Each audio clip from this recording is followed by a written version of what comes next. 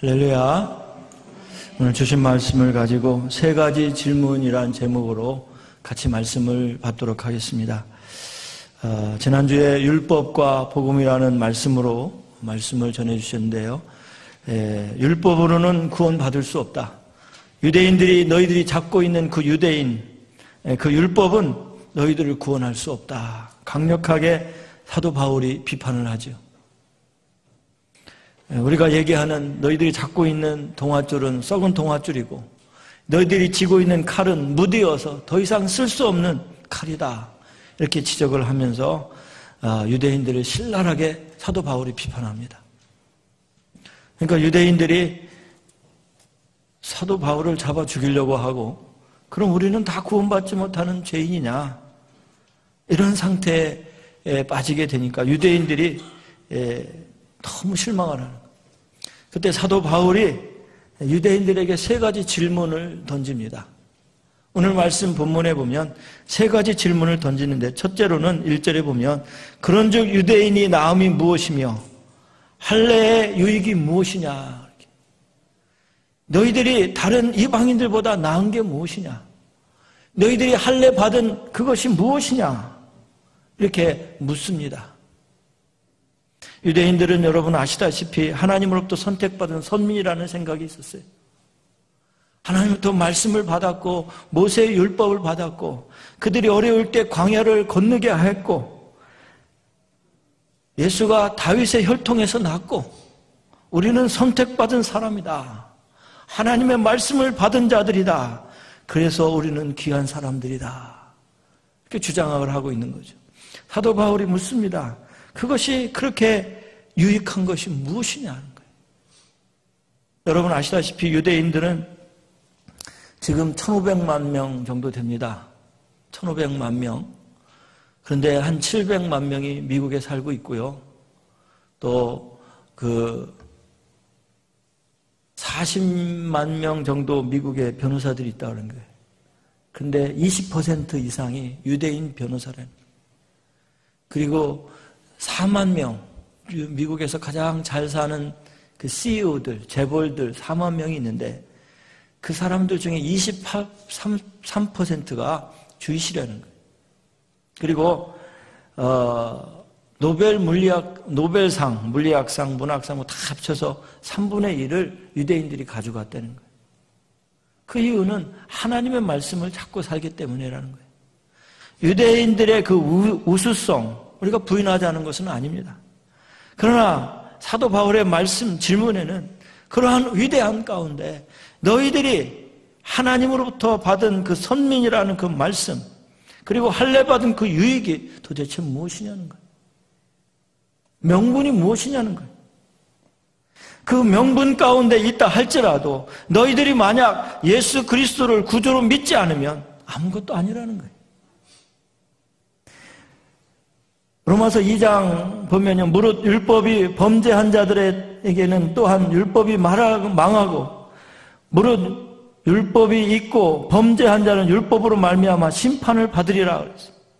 율법 없이 범죄한 자는 율법으로 망하고 범죄해서 망하고 율법을 알고도 범죄하면 심판을 받게 된다는 거예요.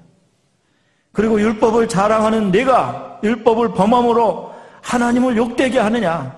기록된 바와 같이 하나님의 이름이 너희에게 이방인에게 너희를 이방인 중에서 모독을 받게 한다 이렇게 말씀하고 있습니다. 다시 말하면 너희들이 그러한 위대한 그 선물을 받고 하나님의 그 우수한 그 선민으로 선택을 받았는데 너희들이 예수님을 그리스도로 영접하지 못하면 아무것도 아니라는 거예요. 마치 내가 믿는 자들을 핍박하고 믿는 자들을 잡아 죽인 것처럼 그런 일밖에 할 수 없다는 거예요. 그런데 너희들에게 예수 그리스도를 영접하고 너희들이 예수님을 복음으로 받아들이면 너희보다 더 큰 민족이 없느니라. 사도 바울의 요점이 그거예요.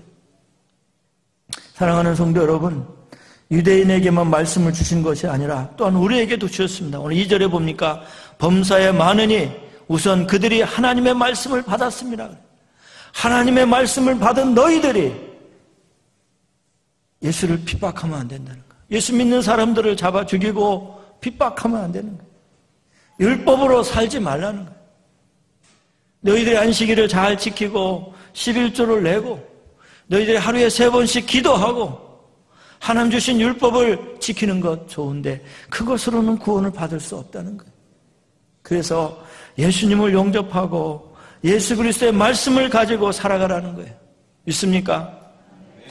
저와 여러분이 하나님의 말씀을 받은 자들이라면, 받은 성도들이라면 하나님의 말씀을 믿어야 합니다. 믿습니까?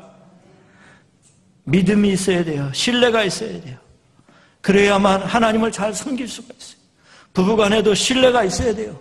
신뢰가 깨어지면 그때부터 아픔이 시작되는 거예요. 성도 간에도 마찬가지고요. 내 직장에서도 마찬가지. 내가 신뢰가 깨지면 그때부터는 엄청난 일들을 당하는 것입니다. 할례를 받아서 그들이 하나님의 백성의 징표라는 징표는 있는데 하나님을 믿지 아니함으로 예수 그리스도를 구세주로 믿지 아니함으로 그들이 하나님의 징표라는 그것이 무익하게 되었다는 거예요. 무색하게 되었다는 거예요. 낡은 칼을 가지고 싸우러 나가는 것과 똑같다는 거예요. 그러면서 그 유대인들에게 하나님의 말씀을 받은 자들아, 할례를 유익으로 여기지 말고 하나님의 말씀을 믿고 예수 안에서 구원받기를 바란다. 그것이 오늘 사도 바울의 첫 번째 질문이에요. 저와 여러분이 세상 사람들보다 나은 게 무엇입니까?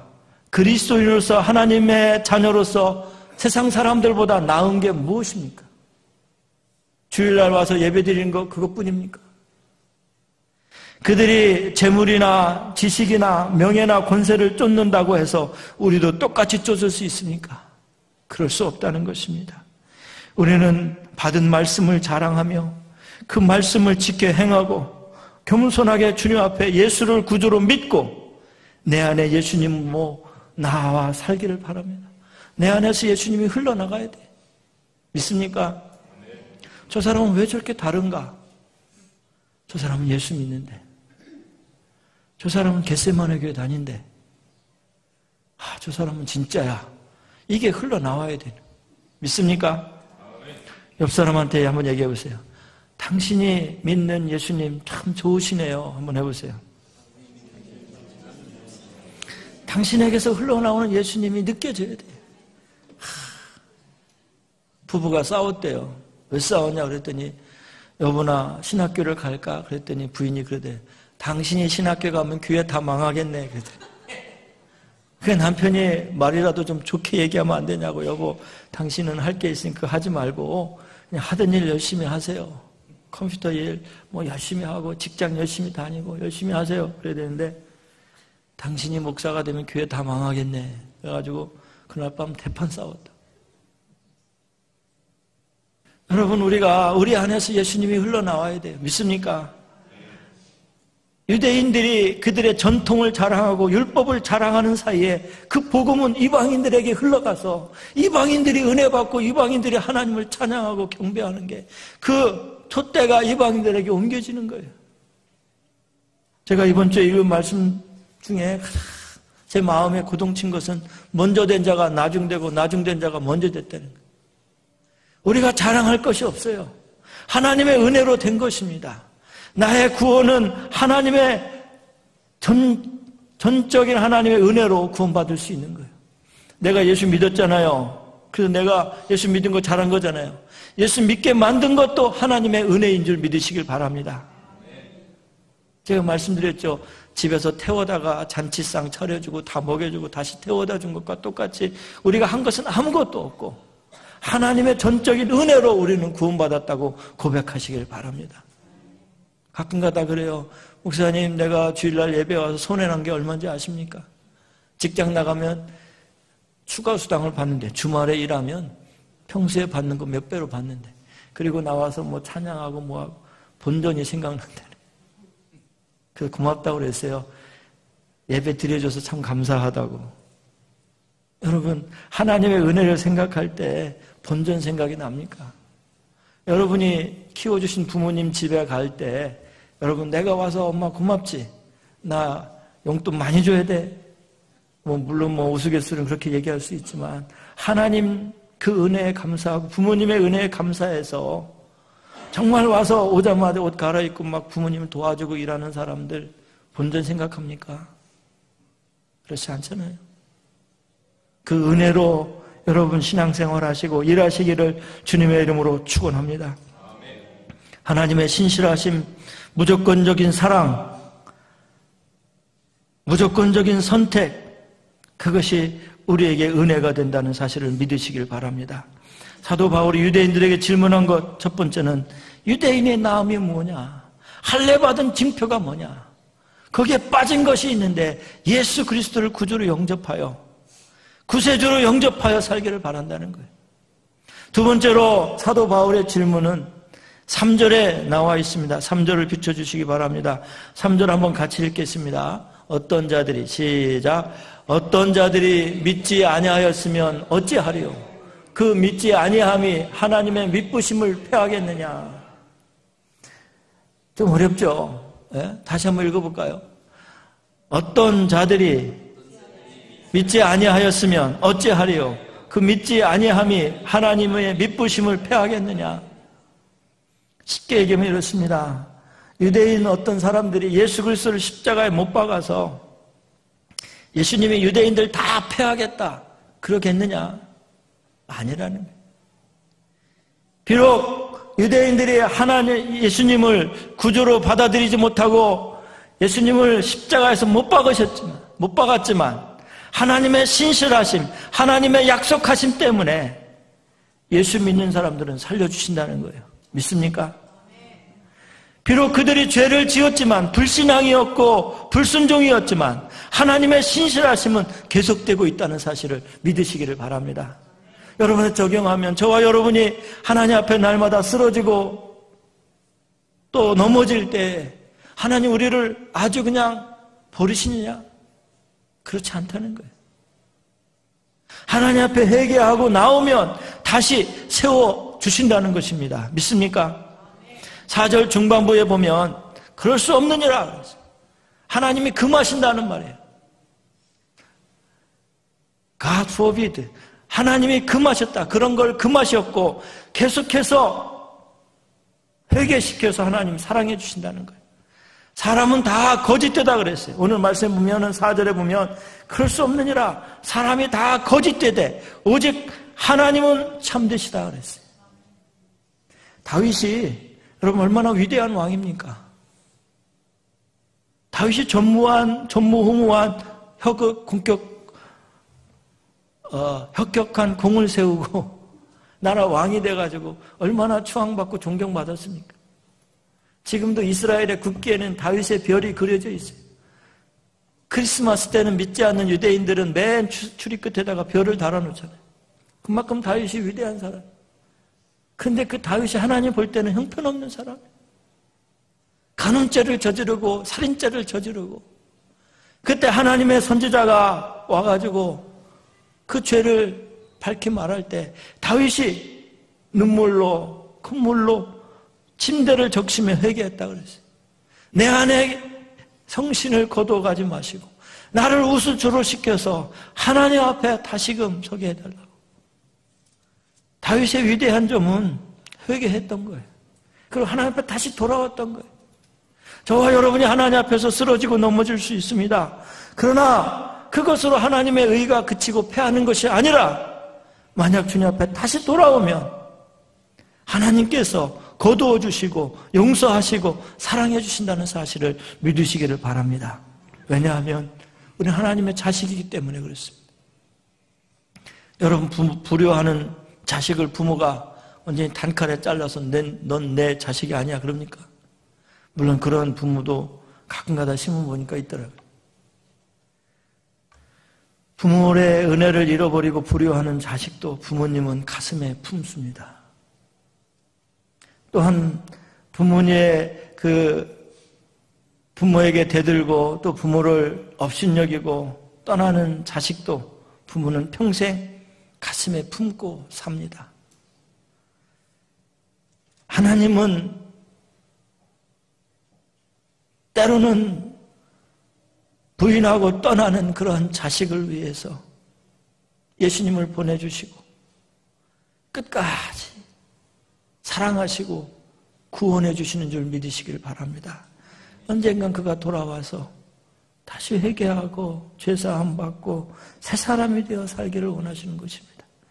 그래서 하루가 천년 같고 천년이 하루 같은 이 사실을 잊지 말라 그랬어요. 돌아오기를 기다리는 그 주님의 심정은 하루가 천년 같다는 거예요.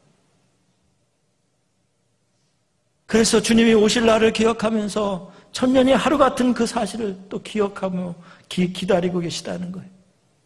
사랑하는 성도 여러분, 다윗이 하나님 앞에 돌아와 그의 모든 죄를 회개하고 하나님 앞에 인정받았듯이 오늘 저와 여러분이 주님 안에서 신실하신 하나님을 믿으시기를 바랍니다.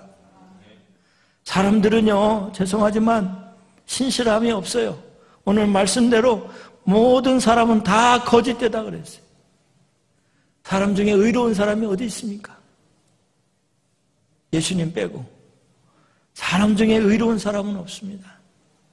세상에 만물이 다 부패했다 그랬어요. 그런데 그러한 사람들에게 하나님의 의를 베풀어 주셔서 기회를 주신다는 거예요. 하나님의 신실하심 앞에서, 하나님의 성실하심 앞에서 다시 새 사람이 된다는 것을 여러분 믿으시기를 바랍니다. 우리 사는 세상은 어제의 친구가 오늘 적이 되고요. 정치인들도 보면 야당이 되었다 여당이 되니까 안하무인으로 하고요. 자들이 야당이 할 때 막 데모하면서 그 정책을 엎으려고 하던 그런 것 똑같은 일을 또 하고요. 정치판처럼 어지러운 것이 없어요. 그렇죠? 우리 세상도 마찬가지. 이런 세상에서 우리가 살 때 정말 믿을 사람들이 어디 있습니까? 코되게 당하고 나온 분이 저한테 그러더라고요. 이제부터는 사람을 못 믿겠다고. 그래서 좋은 진리를 깨닫습니다. 하나님만 잘 믿으세요 그랬어요. 사람은 사랑의 대상이지 믿음의 대상이 아닙니다. 그냥 사랑해주고 덮어주고 용서해주고 인정해주고 하나님이 그렇듯이 섬겨주고 여러분 잘 섬겨주시기를 주님의 이름으로 축원합니다. 남편이 여러분 심한 폭언을 했다. 환자로 보시면 돼요. 환자. 저분이 아프시구나. 당뇨가 있더니 저렇게 신경질적으로 변하는구나. 부인이 막 신경질 내고 잔소리하면 저분이 또 아프시구나. 환자구나. 저렇게 성질을 내는 게 아무래도 마음이 편치 않은가 보다. 앞으로 내가 편하게 해줘야겠다. 이런 생각을 한다든지. 자식이 막 말대꾸하고 막 그러면 저 녀석이 사춘기구나. 저 사춘기만 지나가면 괜찮겠지. 그 사춘기를 병으로 생각하라는 거예요. 병으로. 환자로. 여러분 환자에게 정상적인 생활을 요구하면 안 돼요. 그렇죠? 환자는 환자처럼 대해줘야 돼요. 어느 일정 기간 환자처럼 대해주고 간호해주고 보살펴주고 못 먹으면 먹여주고 그렇게 해줘야 되는 거예요. 그런데 우리는 환자인데도 막 바라고요. 환자인데도 막 잘 걷기를 원하고요. 환자인데도 나가서 돈 벌기를 원하고요. 아니 자기 몸을 먼저 추스려야 되죠. 환자인데. 그렇잖아요. 그렇죠? 그런데 세상은 그렇게 돌아가고 있어요. 그런데 우리 주님은 신실하셔서 오늘 또 저와 여러분을 지켜주시고 인도해 주신 줄 믿으시길 바랍니다. 읽진 않았지만 사도 바울이 3장 10절에서 이렇게 기록하고 있습니다. 의인은 없나니 하나도 없으며 깨닫는 자도 없고 하나님을 찾는 자도 없고 다 치우쳐 함께 무익하게 되고 선을 행하는 자도 없나니 하나도 없도다. 그들의 목구멍은 열린 무덤이요 그의 혀로는 속임을 일삼으며 그 입술에는 독사의 독이 있고 그 입에는 저주와 악독이 가득하고 그 발은 피 흘리는데 빠른지라 파멸과 고생이 그 길에 있어 평강의 길을 알지 못하였고 그들 눈앞에는 하나님을 두려워함이 없느니라 함과 같으니라 그랬어요. 유대인의 모습, 그 모습이 오늘 저와 여러분의 모습이라는 것입니다. 그래서 우리는 주님 앞에서 신실하신 성실하신 하나님을 찾고 찾으며 자격 없는 나를 구원해 주신 하나님 앞에 감사하며 나아갈 수 있기를 예수님의 이름으로 축원합니다. 사도 바울의 질문이 그거예요. 너희들이 예수님을 십자가에 못 박았다고 예수님 너희들을 사랑하는 게 그친 게 아니다. 무효가 아니다. 너희들에게 기회가 있다. 회개하고 돌아와라. 회개하고 돌아와라. 저와 여러분에게도 오늘 끊임없이 말씀합니다. 회개하고 돌아와라. 회개하고 돌아오면 내가 다시 받아주겠다. 회개하고 돌아오면 내가 너를 의인으로 삼아서 내가 있는 천국으로 인도할 것이다. 그 말씀이 마지막 세 번째로 사도 바울의 질문은 5절에 나와 있습니다. 5절을 보시면 그러나 우리의 불의가 하나님의 의를 드러나게 하면 무슨 말하리요? 내가 사람이 말하는 대로 말하노니 진노를 내리는 하나님이 불의하시냐? 그렇지 않다는 거예요. 잘못할 때는 하나님께서 벌을 내리시는 건 당연하다. 여러분 잘못했는데도 자꾸 잘했다 그러면 어떻게 돼요? 진짜 잘한 줄 알아요. 잘못한 건 지적을 해줘야 돼. 벌을 내려야 돼. 그렇죠? 이스라엘 백성이 잘못했는데도 하나님이 계속 의를 드러내면 그것은 하나님이 불의하시냐? 잘못한 건 잘못했다는 거예요. 예를 들어서 여러분 요셉의 경우를 보면 형들이 요셉을 팔잖아요. 약 17세 정도 됐을 때 요셉이 애굽의 형들에 의해 팔리잖아요. 그래가지고 보디발의 집에 가서 고생을 하고 보디발의 집을 돌보고 보디발을 부흥케 하고 보디발의 아내의 누명을 쓰고 감옥에 가게 되고 감옥에서 캄캄한 감옥에서 몇 년을 지내다가 술 따르는 관원이 꿈을 해석하라고 해서 왕에게 꿈을 해석했더니 그가 놀람을 보고 애굽의 총리로 삼습니다. 그리고 나서 그가 야곱과 그의 형제들을 다 어디로? 고센 땅으로 인도하잖아요.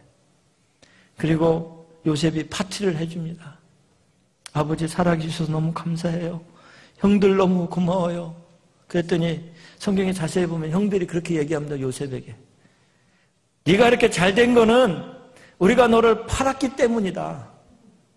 우리가 너를 팔지 않았으면 너는 이렇게 애굽의 총리가 될 수 없다. 이렇게 얘기합니다. 그때는 아버지가 살아있을 때 그렇게 강하게 얘기해. 나중에 야곱이 죽고 나서는 무릎 꿇고 우리와 우리 자손들을 살려달라고 사정을 합니다. 그런데 이 파티 때, 환영 파티 때 이 형들이 그렇게 얘기할 때 요셉이 뭐라고 했냐면 맞습니다. 그런데 형들은 저에게 죄를 지었습니다. 그런데 그 죄를 하나님은 선으로 만드셨습니다. 나를 이렇게 만드는 거는 형님들이 아니고 하나님이십니다. 다시 말하면 형님들이 나를 판 것은 반드시 죄입니다. 그러나 나를 선으로 인도하셔서 하나님의 자녀로 또 애굽에서 이렇게 성공하게 한 것은 하나님의 은혜입니다. 고백하는 거예요. 무슨 말이냐? 우리가 하나님 앞에 지은 죄들은 하나님 앞에 다 심판을 받는 거예요. 그래서 우리는 날마다 회개하는 거예요. 예배 드리면서 회개하는 거예요. 누가 그러더라고요. 책에 보니까 날마다 회개하는 사람은 죽기 전에 하루 그 일만 회개하면 되니까 얼마나 편하냐. 그 날마다 회개 안 하는 사람은 평생 걸 다 회개해야 되니까 죽지도 못하고 회개만 하고 있다 그러더라고요. 그러니까 우리는 지은 죄들을 회개하라는 거예요. 어느 원로 목사님이 젊은 목사님이 와가지고 내가 당신에게 지은 죄가 있으면 용서해달라고. 용서해달라고 몇 번 하니까 할 수 없이 그냥 용서하겠다 그랬더니 편하다. 87세부터 104세까지 그러면서 마지막 기간을 용서를 받으며 살았다. 우리가 하나님 앞에 지은 죄들은 반드시 심판을 받는다는 사실을 여러분 믿으시길 바랍니다. 그러나 그것을 끝나는 것이 아니라 하나님께서 때로는 회개하는 자들에게 선을 이루어서 그들을 구원해 주신다는 사실을 믿으시기를 바랍니다. 불의는 반드시 심판하십니다. 그러나 하나님의 위대하신 것은 약속대로 우리를 용서하시고 우리를 자녀 삼아주시고 우리를 주님 품에 안아주신다는 사실을 믿으시기를 바랍니다. 그래서 8장 8절 마지막 부분에 보면 그들은 정죄받는 것이 마땅하니라 그랬어요. 유대인들이 정죄받는 것은 마땅하다. 심판을 선언함으로 끝을 맺는 거예요. 어떤 사람들은 예수 그리스도를 믿지 않는 사람들은 지금도 주이시 중에는 예수님 얘기하면 싫어하더라고요.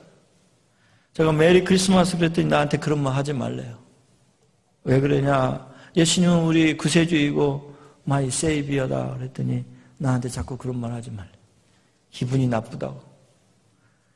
예수님을 받아들이지 못하는 것입니다. 구약의 하나님은 믿는다 할지라도 구세주이신 예수님을 내 구주로 인격적으로 만나 내 모든 것이 구원받음을 믿어지지 못하고 아직도 그들은 메시아를 기다리고 있습니다. 사랑하는 성도 여러분, 그들은 정죄를 받는 것이 마땅하다 그랬어요. 8장 8절 마지막 부분에.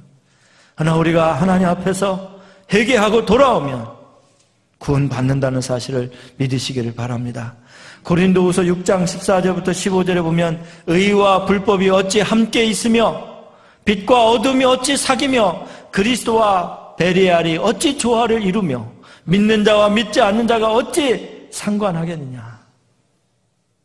유대인의 형식적인 율법주의, 왜곡된 선민사상, 회개치 아니하는 교만, 그것은 하나님의 진노를 불러온다는 것이, 결국 심판을 받는다는 것이.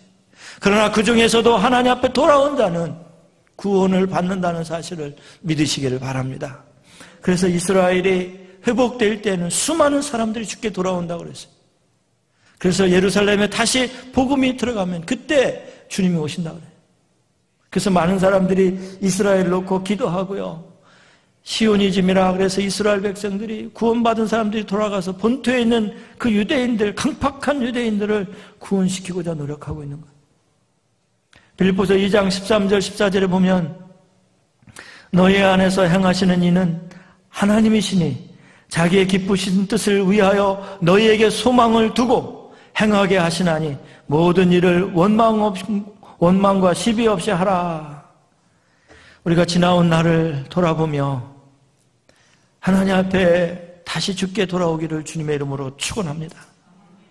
실패도 많았고 질병도 있었고 아픔도 있었고 가정의 문제도 있었고 사람들에게 배신감을 많이 느꼈지만 기대하지 못했던 많은 환난과 고난 속에 있다 할지라도 여러분 주께로 돌아와 주님 앞에 다 내려놓고 주님의 위로함을 받을 수 있기를 주님의 이름으로 축원합니다. 말씀을 정리합니다. 수많은 고난과 부조리 속에 있다 할지라도 하나님은 살아계시고 오늘 하나님은 저와 여러분에게 말씀하시는 말씀들이 들려지고 그 말씀이 믿어지고 그 말씀이 우리 삶 가운데 행해진다면 우리는 비전이 있는 것입니다. 여러분 우리가 주님 안에 돌아와서 말씀과 기도로 거룩해지고 예수를 구주로 믿고 우리 안에서 예수님이 날마다 흘러나올 수 있기를 바랍니다. 여러분 말씀할 때 예수님의 그 인격이 흘러나오고 여러분 행동할 때 예수님의 성품이 여러분 안에서 물 흐르듯이 흘러나오기를 주님의 이름으로 축원합니다. 그래서 난 저 사람만 보면 교회 가고 싶어. 당신이 다니는 교회가 어디냐고. 나도 좀 가서 당신처럼 되고 싶다고. 여러분 이런 삶을 살면 얼마나 좋겠어요. 그것이 저의 바람이고 여러분의 바람이 될 수 있기를 주님의 이름으로 축원합니다. 선민의식, 회개하지 않은 교만함, 율법적인 그런 율법주의는 우리는 구원시킬 수 없습니다. 예수님의 사랑, 예수님의 그 성품, 예수님의 그 뜨거운 은혜, 그것이 저와 여러분에게 왔듯이 그것이 우리에게서 흘러나와 또 다른 사람들에게 전해지기를 주님의 이름으로 축원합니다.